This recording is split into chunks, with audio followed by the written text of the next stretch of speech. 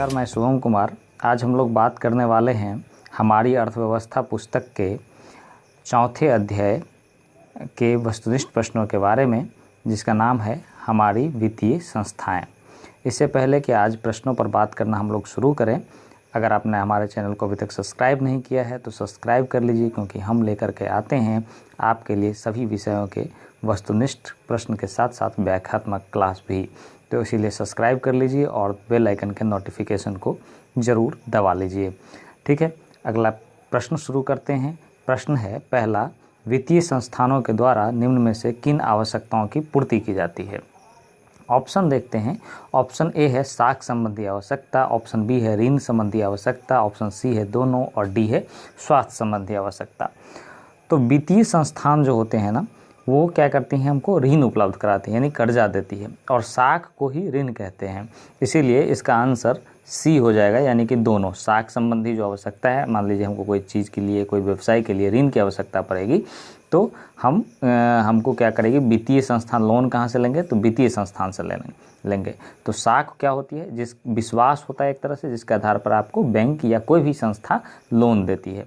तो साख संबंधी आवश्यकता या ऋण संबंधी आवश्यकता की पूर्ति कौन करते हैं? वित्तीय संस्था करता है। इसीलिए यहाँ पे दोनों उत्तर हो जाएगा। दूसरा प्रश्न है, निम्न में से कौन सी संस्था सरकारी वित्तीय संस्था नहीं है? आइए ऑप्शन देखते हैं।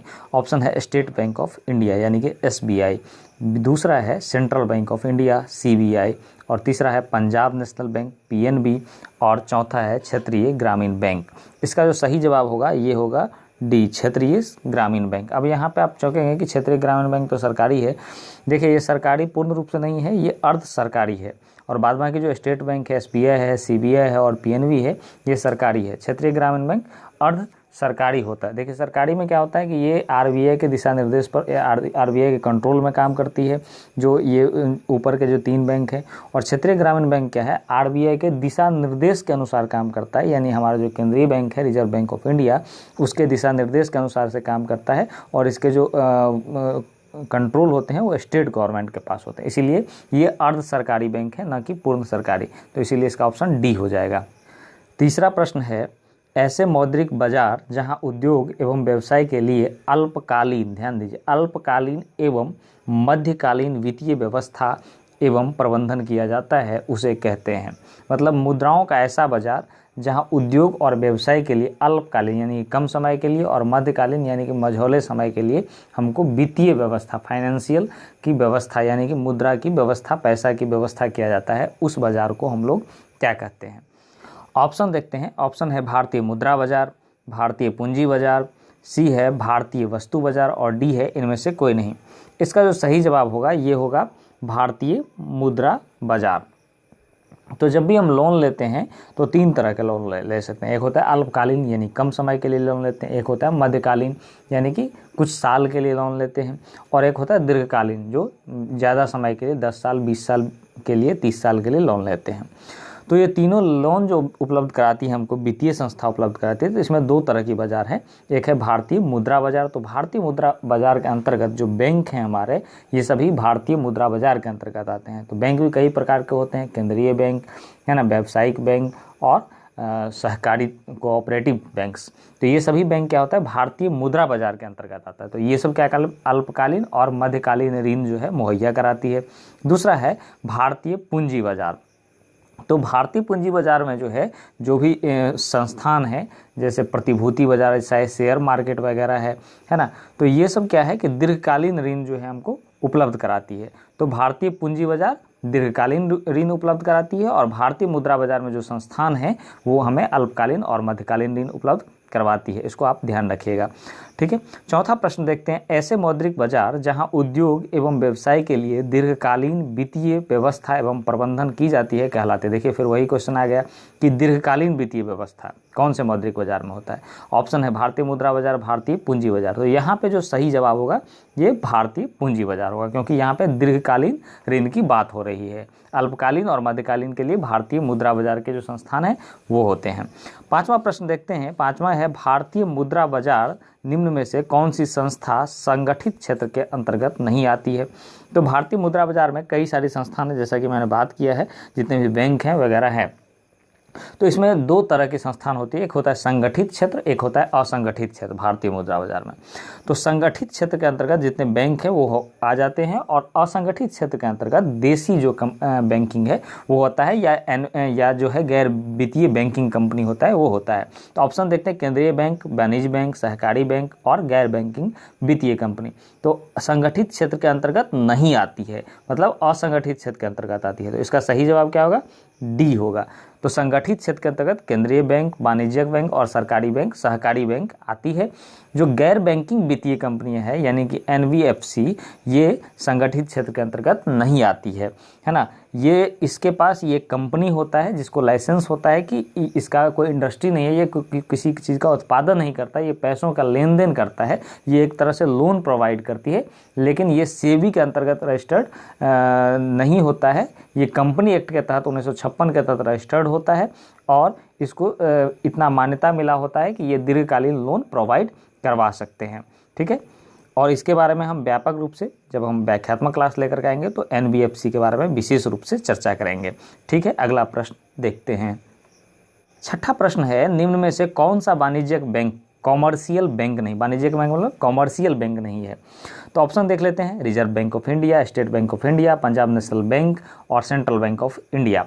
इसका जो सही जवाब होगा ये होगा हमारा ए। रिजर्व बैंक ऑफ इंडिया जो है ये सेंट्रल बैंक है, ना कि कॉमर्शियल बैंक है।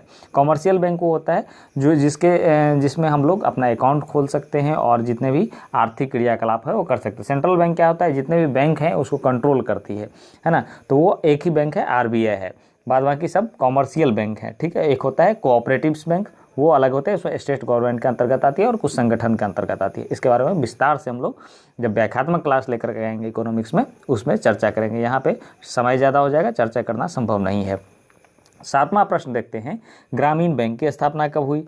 1969, 1975, 1980, 1929। तो ऑप्शन बी जो है इसका सही आंसर होगा 1975। ये याद रखिएगा, बहुत ही इंपॉर्टेंट क्वेश्चन है।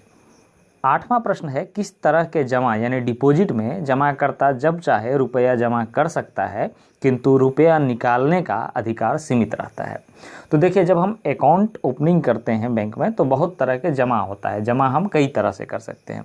जो हमारा खाता होता है, कई बार रखा था सेविंग अकाउंट, करेंट अकाउंट, ये सब क्या होता है इस पर हम लोग व्याख्यात्मक क्लास में चर्चा करेंगे, वो वीडियो आएगा।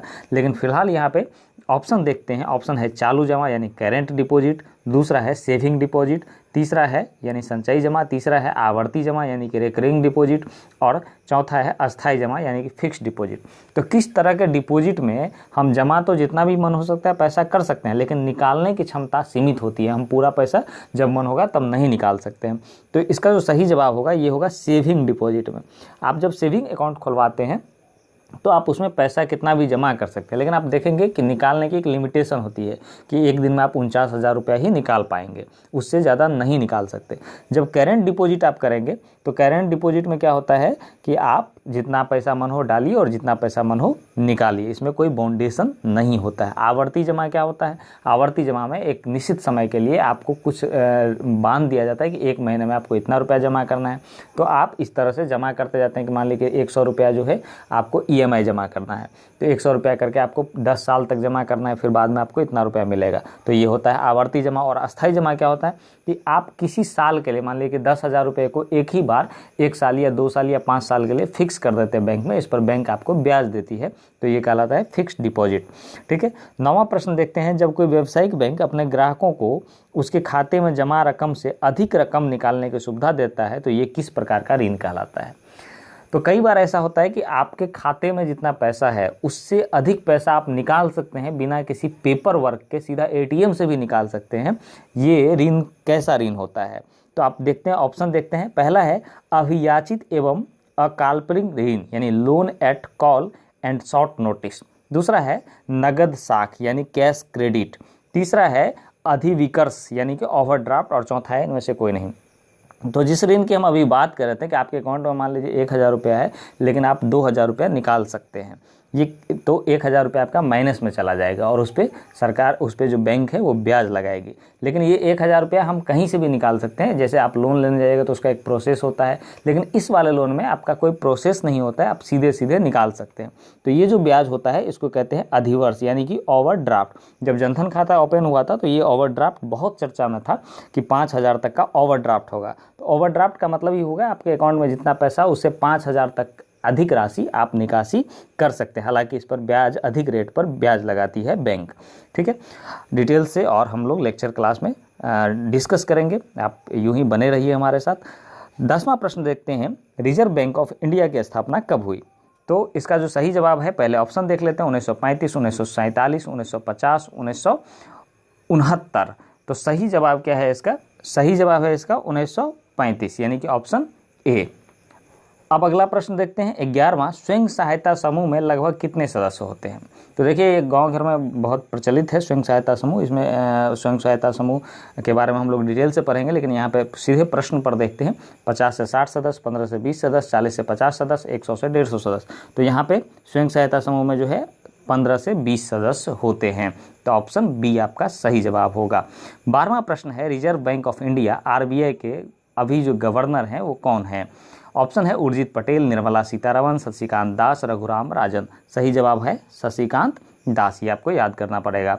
13वां प्रश्न है, वर्तमान में भारत में कितने राष्ट्रीयकृत बैंक है? ऑप्शन है 12, 19, 20, 14। ये बहुत ही इंपॉर्टेंट क्वेश्चन है क्योंकि ये करंट का मुद्दा है। और पहले जो है 19 राष्ट्रीयकृत बैंक थे, लेकिन वर्तमान की अगर हम बात करेंगे तो ये 12 राष्ट्रीयकृत बैंक है, नेशनलाइज बैंक हैं जो है वो 12 हैं। पहले 19 थी, तो जिसमें से 10 बैंकों का विलय कर दिया गया एक दूसरे के साथ, तो वो 4 हो गया। तो 8 जो है 8 और 4 हो गया, 12 हो गया, यानी कि 11 बैंकों का विलय किया गया। तो इस तरह से 12 जो है नेशनलाइज बैंक अभी बचे हुए हैं। ये दिसंबर 2019 के बाद की मैं बात बता रहा हूँ। 14वां प्रश्न है, भारत में सहकारिता आंदोलन कब प्रारंभ हुआ? ऑप्शन है 1904, 1905, 1907 और 1920। सही जवाब है 1904 में प्रारंभ हुआ। 15वां प्रश्न है, भारत में एक संगठित पूंजी बाजार है, मुंबई में, पटना में, कोलकाता में, दिल्ली में। तो संगठित पूंजी बाजार जो है शेयर मार्केट वगैरह ये कहाँ है? मुंबई में है। तो इसका जो सही जवाब होगा वो होगा ए। अगला प्रश्न है 16वां, गैर संस्थागत वित्त प्रदान करने वाला सबसे लोकप्रिय साधन क्या है? तो एक तो है वित्तीय संस्थान के द्वारा हम लोग वित्त यानी कि फाइनेंस लेते हैं, लोन लेते हैं, लेकिन गैर संस्थागत जो इंस्टीट्यूशनल नहीं है, नॉन इंस्टीट्यूशनल है, वो कौन सा है? देसी बैंकर, महाजन, व्यापारी, सहकारी बैंक। तो ये जो महाजन होते हैं ये गैर संस्थागत हैं, है ना। इससे हम समय पड़ने पर लोग ब्याज, गांव घर में लोग होते हैं से महाजन, जिसके पास पैसा होता है वो लोगों को लोन देती है। तो ये गैर संस्थागत वित्त प्रदान करने वाला लोकप्रिय साधन है ना। 17वां प्रश्न है, इनमें कौन सा संस्थागत वित्तीय वित्त का साधन है? तो संस्थागत वित्त का कौन कौन सा साधन है तो देख लेते हैं। पहला ऑप्शन है सेठ साहूकार, ये संस्थागत नहीं है।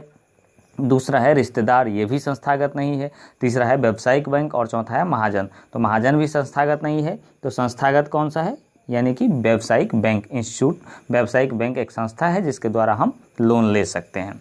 ठीक है, अगला प्रश्न देखते हैं। 18वां प्रश्न है, भारत में केंद्रीय बैंक कौन है? ऑप्शन है रिजर्व बैंक ऑफ इंडिया, क्षेत्रीय ग्रामीण bank, state bank of India, Punjab national bank. तो हम पहले ही बता चुके हैं ऊपर के क्वेश्चन में, केंद्रीय बैंक जो है रिजर्व बैंक ऑफ इंडिया है, बाकी जो क्षेत्रीय ग्रामीण बैंक कोऑपरेटिव्स बैंक है, और स्टेट बैंक और Punjab national bank commercial bank है। ये बैंक क्या होते हैं, इनका क्या क्या काम होता है, इन पर हम लोग डिस्कस करेंगे जब हम पूरे वीडियो क्लास को लेकर के इकोनॉमिक्स का आएंगे। ठीक है, 19वां प्रश्न है, राज्य में कार्यरत केंद्रीय सरकारी बैंक की संख्या कितनी है?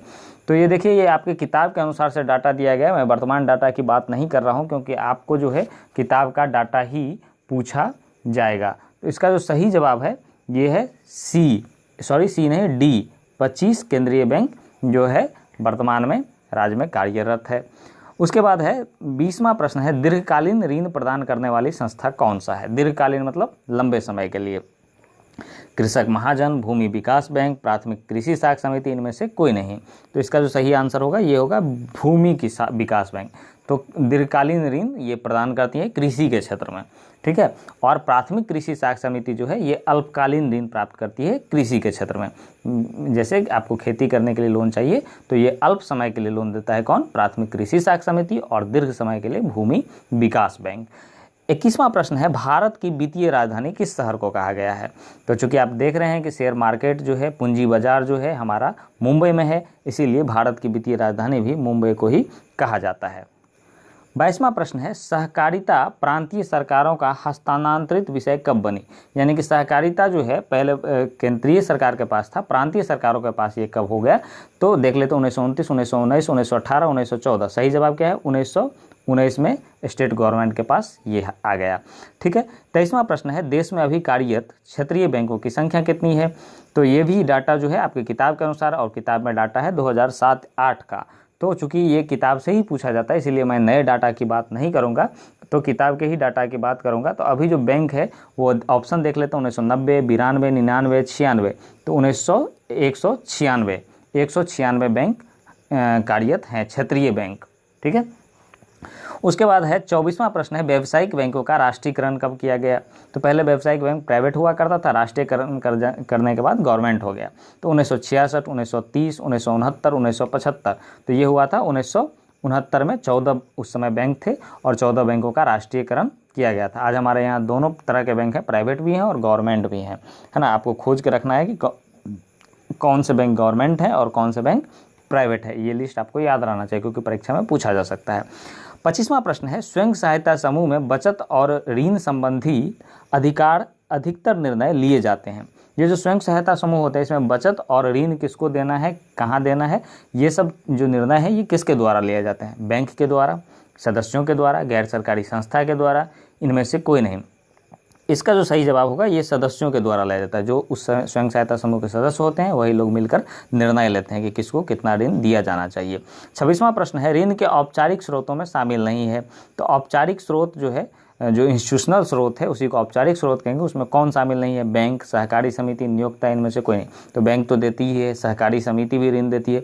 नियोक्ता जो है, जो मतलब आपको नौकरी दे रहा है, वो ऋण देने के लिए बाध्य नहीं है, इसीलिए इसका औपचारिक स्रोत नहीं है नियोक्ता। नियोक्ता आपको ऋण दे भी सकते हैं, उसको मन होगा तो देगा, नहीं मन होगा तो नहीं देगा, ठीक है। अगला प्रश्न देखते हैं।